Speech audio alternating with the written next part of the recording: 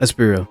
On most people's first playthrough of Skyrim, the game is an amazing experience. You step into this beautiful, amazing, massive world. Did I mention it was massive? Pause.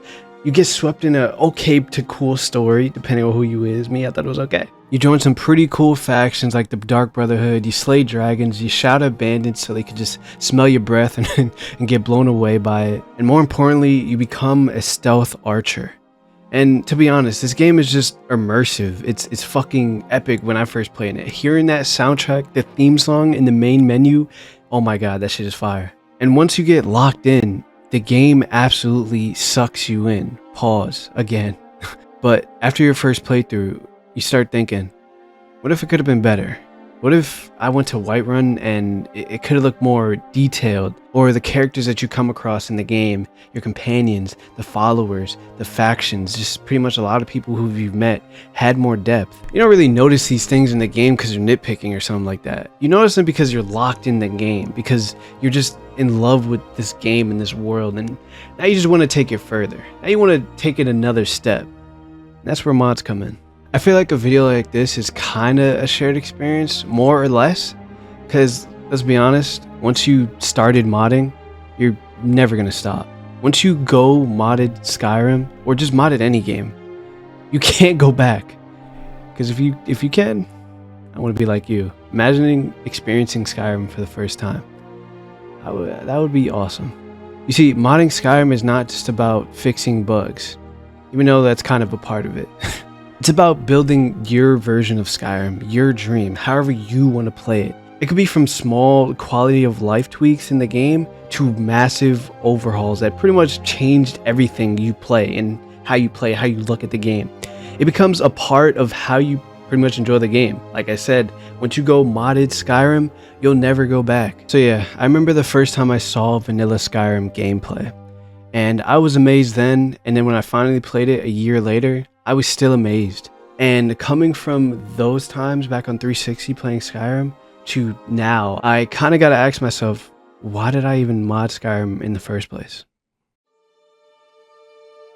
I'm gonna be honest, bro. Vanilla Skyrim it's a solid game. You can see most of the quests in the game, most of the dungeons, most of the storylines in a single playthrough.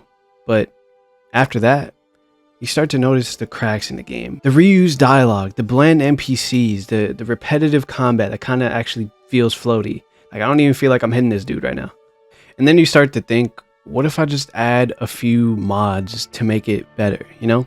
A little, just something on the side. Maybe feel some impact from when I'm hitting this guy, or change the UI a bit, or fix this quest bug I keep encountering because it's like in every single playthrough, and maybe if I add a mod, it'll fix it. It doesn't. I feel like that's the moment, that's the turning point. It's like the first step down the rabbit hole. That's when you get locked in and you want to mod because you want more immersion, you want more variety, you want more spice, more life in your game, to really just switch it up, add something new. It's like DLC, but for free. You want the game to feel just as it was back when you first played it. You want to feel like it was the first time you've ever played Skyrim. And when you think of it like that, it's pretty cool. I mean, that's what I think every time I mod the game, especially with quest mods. Those are fire. And for a game that's a decade old, the ability to make it feel new again, it's kind of special. And modding the game doesn't mean you just patch the game here and there. It completely changes your entire experience. It really just allows you to breathe new life into something you already know. And in doing so, it keeps the game alive and your experience enjoyable every time you play it. Modding is also what gives Skyrim its real replayability. Once you've done the main quest 100 times, the Civil War, every single Daedric shrine, what's left? Mods. Pretty much unlimited new quests, new weapons, new lands, new essentially DLC size mods, and new combat mechanics. You don't ever uninstall Skyrim. You just build onto it. And once you start building onto it, there's no turning back. Because modding Skyrim is not just a one-time fix, a one-time bug patch, a one-time tweak. It's a journey. It's an experience. You start downloading one mod, and that leads to another one, and another, like DJ Khaled. And before you know it, you're already obsessed. You're already addicted. You can't just stop at one mod. It's like window shopping, except you actually buy something. Oh wait, no, it's free. You see, it always starts with one or two small mods. Maybe you'll install Sky UI so the inventory doesn't feel like a spreadsheet from 2006. Like, deadass Bethesda. What's good with your inventory? The same thing with Starfield. That shit sucks. Their most popular mods on Bethesda games are UI mods because it sucks. It fucking sucks. Maybe you download a new sword model or fix a texture bug. It starts out small. It feels harmless.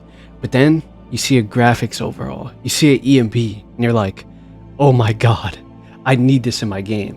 And then you realize your PC can handle it. So then you get a new CPU. Then you discover entirely new quest lines, voiced followers, mods that entirely change the combat. And then suddenly you're knee deep into mod conflicts. Your game starts crashing everywhere.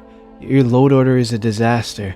Your innocent fix has turned into a full-time job. And now you gotta look at 12 YouTube videos on how to fix it and what to use. You don't even know if you're using Vortex Mod Organizer or you're downloading the mods manually. All you wanted to do is download Sky UI. Just for a little bit, you know what I'm saying? That's how it started. It starts out simple. Now it's something else. Modding then turns into a routine. You stop launching the game until your load order is absolutely perfect. You start reading every description of every mod you download. You start looking at conflicts like you're a fucking software engineer. You start reading every little update changelog they got like it's a bedtime story. And then you eventually realize that modding is just as much the game as the game itself. And I don't know why, every time I do download a mod successfully, it does feel satisfying. Even though it is kind of a chore, especially if you have some fuck ups. The sheer amount of control you have over the world due to modding is addicting, I can't lie. You don't just play Skyrim anymore. You test out what you could do, you test out the limits of the game and how many mods will fuck it up. And that part of the process is a part of the fun.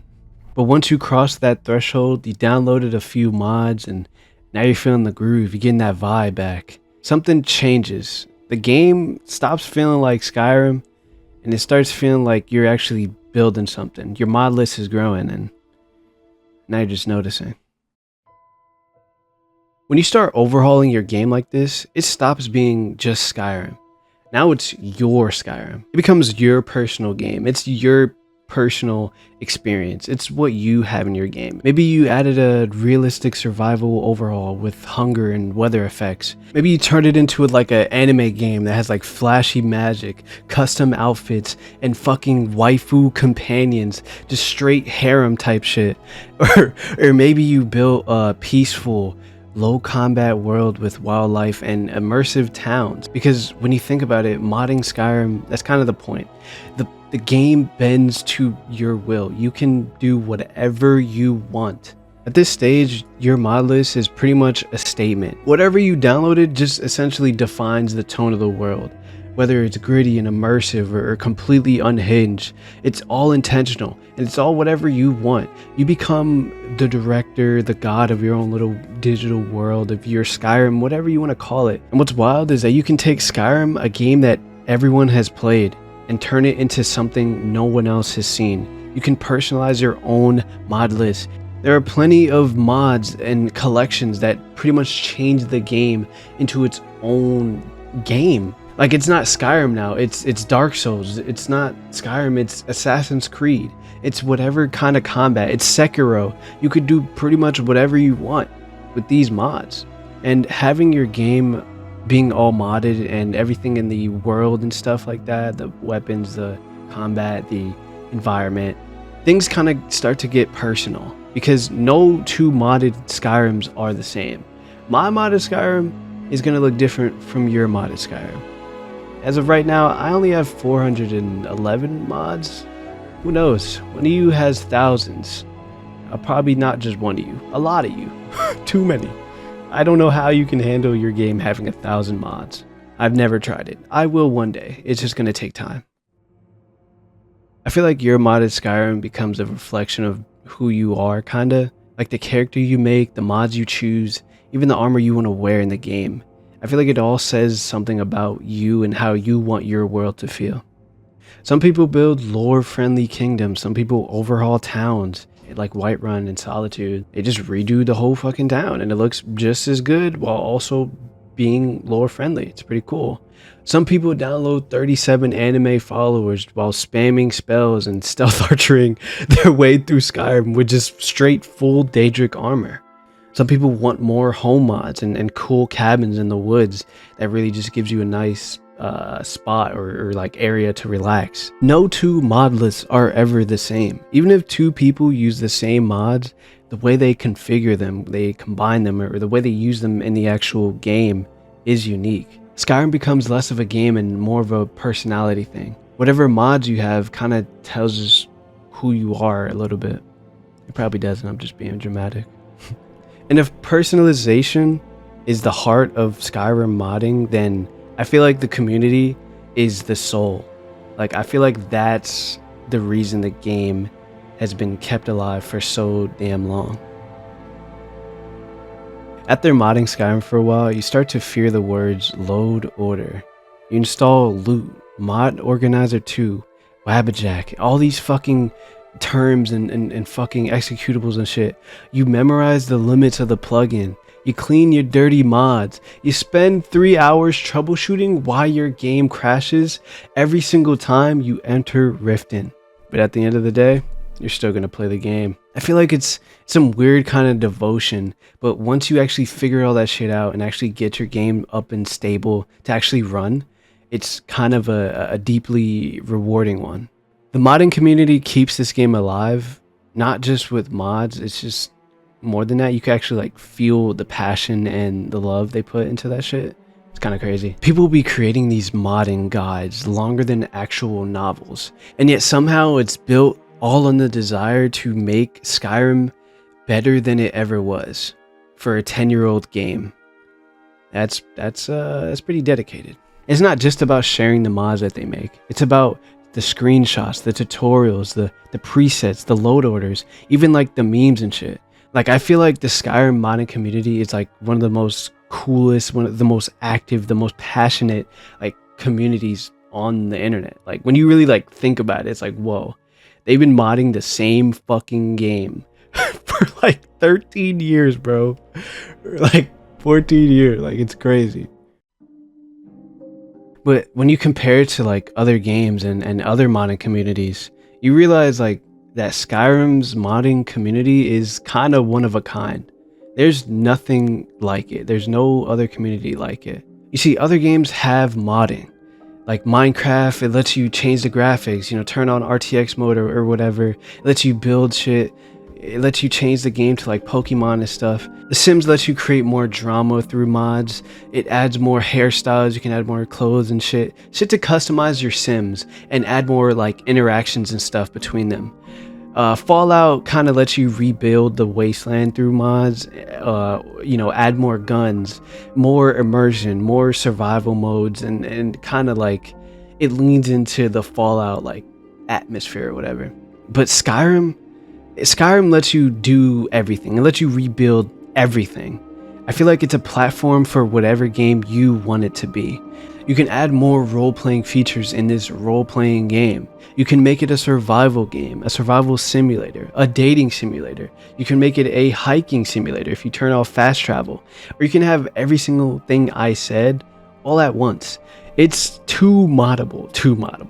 It's moddable to the point of madness. And somehow it just works on some Todd Howard shit. It's like a sandbox game inside of a sandbox game.